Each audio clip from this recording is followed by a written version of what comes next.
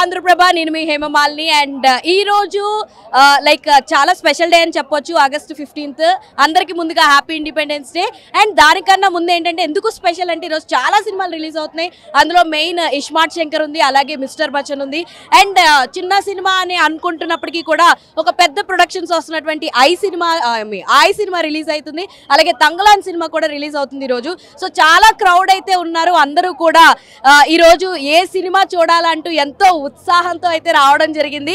And నేను ముఖ్యంగా ఇందులో ఫస్ట్ అయితే మిస్టర్ బచ్చన్ గురించి చెప్పేద్దాం అనుకుంటున్నాను. మిస్టర్ బచ్చన్ ఎలా ఉంది ఏంటి అని అంటే కనుక సో హరీష్ శంకర్ గారు అండ్ రవితేజ గారు కాంబోలో అయితే వస్తున్నటువంటి హ్యాట్రిక్ మూవీ అని చెప్పొచ్చు ఇది.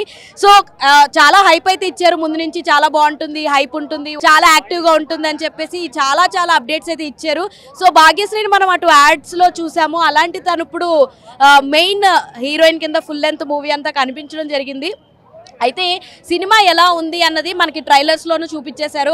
లైక్ హీరో అన్నది ఒక పవర్ఫుల్ ఆఫీసర్ అని చెప్పేసి చెప్పారు. లైక్ ఏమంటారు ఇన్కమ్ ట్యాక్స్ ఆఫీసర్ అని చెప్పడం జరిగింది. అండ్ తను రైడ్ చేయడానికి వెళ్తాడు, అది కూడా మన జగపతి బాబు ఇంటికి. అక్కడ ఏం జరిగింది అన్నదే మిగతా సినిమా అంతా. కాకపోతే హరీష్ శంకర్ గారు ముందే చెప్పడం జరిగింది.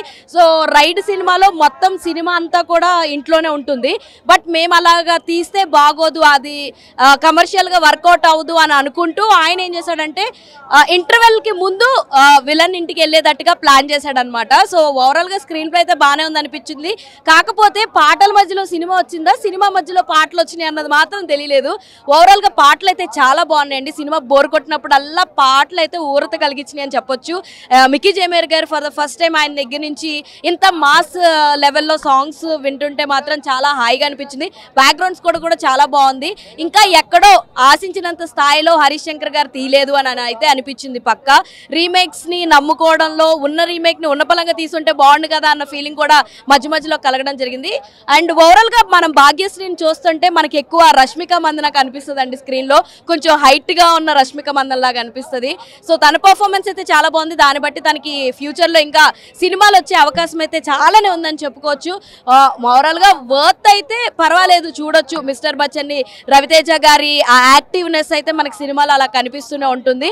అయితే ఒక చోట ఎక్కడో ఎంత అమితాబ్ బచ్చన్ గారి ఫ్యాన్ అయితే ఆయన సీన్స్ అన్ని రీక్రియేట్ చేయడం ఇవన్నీ మాత్రం కాస్త అవసరమా అని అయితే అనిపించింది. సో అదొక్కటే డ్రాబ్యాక్ గా అనిపించింది తప్ప మిగతాదంతా మాత్రం సూపర్ ఉంది.